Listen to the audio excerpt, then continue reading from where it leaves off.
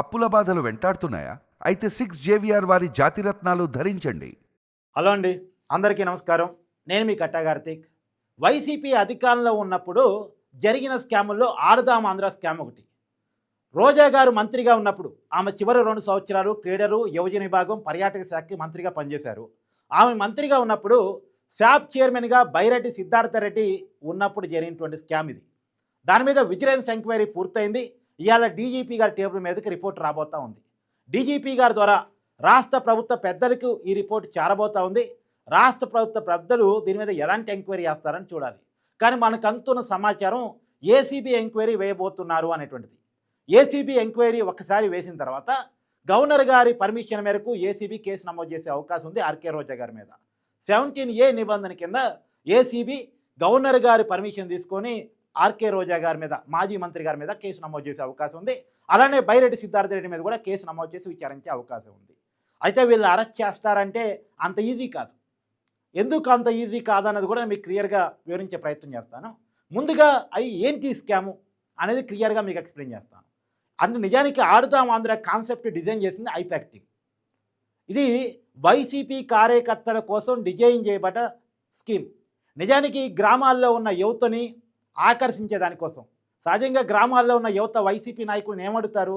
మా టీంకు cricket kit ఇప్పియండి, మాకు ఒక వాలీబాల్ కిట్ ఇప్పియండి. ఇది సహజంగా ఊళ్ళలో క్రీడాకారులు ఆయా రాజకీయ పార్టీ నాయకులను ఇది అడుగుతారు.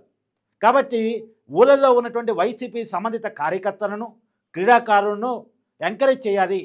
ఎందుకంటే ఇది ఎలక్షన్స్కి కరెక్ట్గా ఒక 6 నెలలు 1 ఇయర్ మధ్యలో జరిగినటువంటి స్కామ్. కాబట్టి ఇది గ్రామీణ స్థాయిలో ఉన్న యువతని వైసీపీ పార్టీ ఆకర్షించే దానికోసం రూపొందించబడ్డటువంటి ప్రోగ్రాం.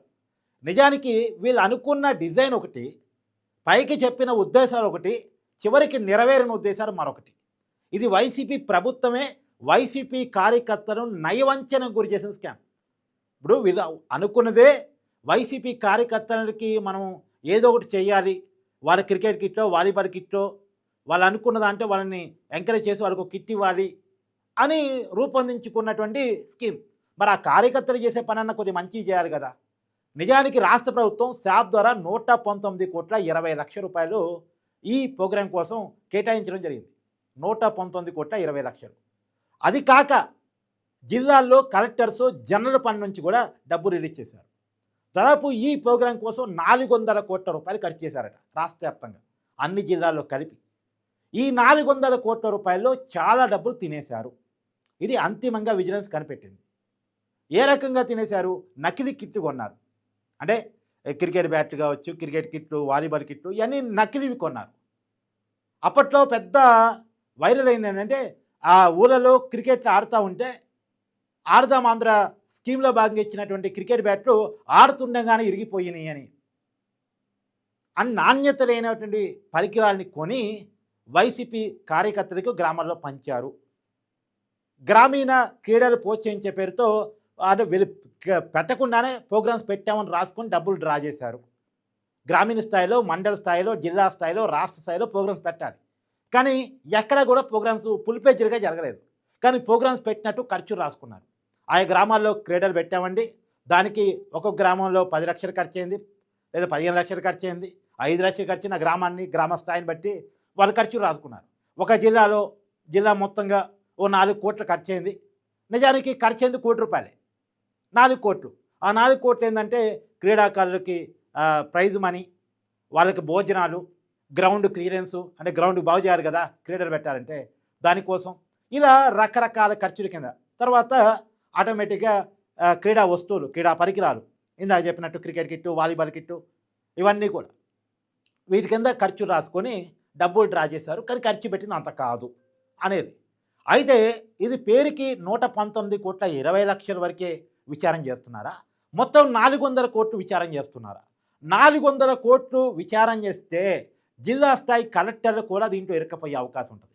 ఐఏఎస్లు కూడా దీంట్లో ఇరకపోయే అవకాశం ఉంటుంది. ఎందుకంటే జిల్లా కలెక్టర్ల నుంచి జనరల్ ఫండ్ను కూడా ఈ 119 కోట్లతో కలిపి ఖర్చు చేశారు ఆడుదాం ఆంధ్ర స్కీమ్ కోసం. కాబట్టి అంత దూరం ఈ విచారణ వెళ్ళకపోవచ్చు. ఈ 119,20,00,000 విచారణ చేయొచ్చు నేను అనుకోవటం. ఎందుకంటే టార్గెట్ ఆర్కే రోజా కాబట్టి అంతవరకు ఆ రోజు జరిగిన అవినీతిలో ప్రధాన పాత్ర ఆమెదనే ఒక ఆరోపణ అనుమానం వీళ్ళకు ఉంటుంది కాబట్టి ఆమె వరకు విచారణ చేయొచ్చు. మొత్తం స్కామ్ మీద జరిగిన అవినీతి మీద మొత్తంగా ఎంక్వైరీ చేయకపోవచ్చు అని అనుకుంటున్నాను. ఇప్పుడు ఈ 119,20,00,000 ఎంక్వైరీ చేస్తేనే ఒక ఐఏఎస్ ఇరక్కపోయే అవకాశం ఉంది. ఇప్పుడు ఆ ఐఏఎస్ సీఎంఓలో ఉన్నారు. చంద్రబాబు నాయుడు గారి సీఎంఓలో ఆ ఐఏఎస్ ఉన్నారు. ఎందుకంటే అవినీతి ఎలా చేస్తారంటే మామూలుగా నిర్ణయాలు పొలిటికల్ లీడర్స్ తీసుకున్న మంత్రులు తీసుకున్న అప్లై అంతా అధికారుల ద్వారానే జరిగిపోయింది. అమలు మొత్తం కూడా అధికారుల ద్వారానే జరిగిపోయింది. కాబట్టి అధికారులు కూడా దీంట్లో ఇరకపోయే అవకాశం ఉంది. ఏ స్కామ్ అయినా చూడండి, ఆ శాఖకు సంబంధించిన ఐఏఎస్ ఖచ్చితంగా దీంట్లో ఇన్వాల్వ్ అవుతాడు. అతను ఇరకపోయే అవకాశం ఉంటుంది. మరి అతను తప్పియడం కోసం అతను అప్రూవర్గా మారిపోయి నేను ఆ రోజు చెప్పానండి కానీ వినలేదు, నన్ను ఫోర్స్ చేసి సంతకం పెట్టించారు. ఎందుకంటే ఇక్కడ ముఖ్యమంత్రి గారి ఇన్వాల్వ్మెంట్ కూడా ఉంది అనేది. ముఖ్యమంత్రి గారి ఇన్వాల్వ్మెంట్ ఏ రకంగా ఉందంటే ఈ కాన్సెప్ట్ డిజైన్ చేస్తుంది ఎవరు? I-PAC team. ఐపాక్ టీం అంటే చెవిరెడ్డి భాస్కర్ రెడ్డి గారి టీం. అంటే ఐపాక్ టీం అంటే ప్రశాంత్ కిషోర్ టీం అనుకోకండి. ఆ ప్రశాంత్ కిషోర్ నుంచి ఐపాక్ని రాక్కున్నారు వీళ్ళు. ఆ చెవిరెడ్డి భాస్కర్ రెడ్డి గారి దగ్గర ఉంది. ఆ చెవిరెడ్డి భాస్కర్ రెడ్డి గారి టీము ఈ ఆడుదాం ఆంధ్ర కాన్సెప్ట్ని రూపొందించింది.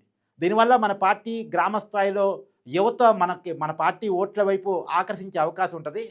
కాబట్టి ఈ స్కీమ్ బాగుంటుంది అని చెప్పేసి ఒక డిజైన్ రాష్ట్ర ప్రభుత్వానికి ఇచ్చింది. దానికోసం రాష్ట్ర ప్రభుత్వం ఐపాక్ టీంకి 50 లక్షలు చెల్లించింది. ఈ కాన్సెప్ట్ రూపొందించి ఇచ్చినందుకు గాను 50 లక్షల రూపాయలు ఇచ్చింది. చూడండి, ముందు నుంచే స్కామ్ ఉంది చూడండి. తర్వాత దీని మీద ముఖ్యమంత్రి జగన్మోహన్ రెడ్డి గారు 2 సార్లు రివ్యూలు జరిపారట. ఈ స్కీమ్ ఎలా అమలవుతుంది, ఏంటి, అంత బాగుందా లేదా, ఏ వస్తువులు ఏ క్రీడాకారులకు అందుతున్నాయి, గ్రామీణ స్థాయిలో జరుగుతున్నాయా లేదా, సచివాలయ స్థాయిలో. నిజానికి సచివాలయ స్థాయి నుంచి అనుకున్నారు. ఇది సచివాలయ స్థాయి, మండల స్థాయి, జిల్లా స్థాయి, రాష్ట్ర స్థాయి పోటీలు అనుకున్నారు. తర్వాత రాష్ట్ర స్థాయి పోటీలు పెట్టిన తర్వాత ముగింపు వేడుకల మీద కూడా చాలా పెద్ద ఆరోపణ. ముందు ఖర్చు 2 కోట్లు అనుకున్నారు, తర్వాత 3 కోట్లు అనుకున్నారు, 5 కోట్లుగా పెంచారు. ముగింపు వేడుకల కోసం 5 కోట్ల రూపాయలు ఖర్చు చేశారు. 5 కోట్లు నిజంగా ఖర్చు అయినాయా అంటే క్వశ్చన్ మార్క్. జబర్దస్త్ ఆర్టిస్టులను తెప్పించారు, వాళ్ళకి పేమెంట్ ఇచ్చామని చెప్పారు. మొత్తానికి చాలా లెక్కలు రాశారు. ఆ లెక్కలని నిజమేనా కాదా అనేది ఇప్పుడు విజిలెన్స్ రిపోర్ట్ రాబోతూ ఉంది. ముగింపు వేడుకల కోసం 5 కోట్లు, జిల్లాల్లో జరిగిన క్రీడల పేరుతోటి ఇష్టం వచ్చినటువంటి రాతలు, వాళ్ళు ఇష్టం వచ్చింది రాసుకున్నారు. ఒక జిల్లాలో ఇంత ఖర్చయింది, దానికి సంబంధించిన బిల్లులు కూడా సబ్మిట్ చేశారు. కానీ ఆ బిల్లులో వాస్తవికత లేదు అనేటువంటిది ఇప్పుడు విజిలెన్స్ నివేదికలో తెలియవస్తూ ఉంది. అయితే ఇప్పుడు ఏ మేరకు కేసు నమోదు చేస్తారు, ఏ మేరకు చర్యలు తీసుకుంటారు? ఎందుకంటే చాలా విజిలెన్స్ నివేదికలు ఉన్నాయి. ఇప్పుడు దానికి గుడివాళ్ళు కొడాలి నాని దాదాపు 100 కోట్ల మట్టి తవ్వకాలతో అవినీతికి పాల్పడ్డాడు అనేది విజిలెన్స్ నివేదిక ఉంది. దాని మీద ఇంతవరకు చర్యలు.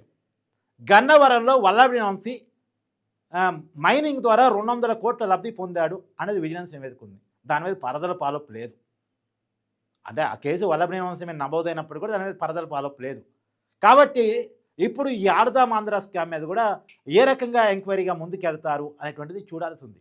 కానీ ఏది ఏమైనా ఆర్కే రోజా గారి వైపు ఏది చూపిస్తున్నాయి, ఆర్కే రోజా గారి అరెస్టు వైపు రంగం సిద్ధమవుతుంది అనే సూచనలు మాత్రం కనపడుతున్నాయి. నిజంగా రాష్ట్ర ప్రభుత్వం కనుక ఈ పర్టికులర్ కేసులో ఎంక్వైరీ కనుక ఆదేశించి దూకుడిగా ముందుకెళ్తే మాత్రం ఆర్కే రోజా గారి అరెస్టు మాత్రం తప్పదు. మరి ఏ మేరకు దూకుడిగా వెళ్ళిద్ది అనేది చెప్పలేము. Thank you.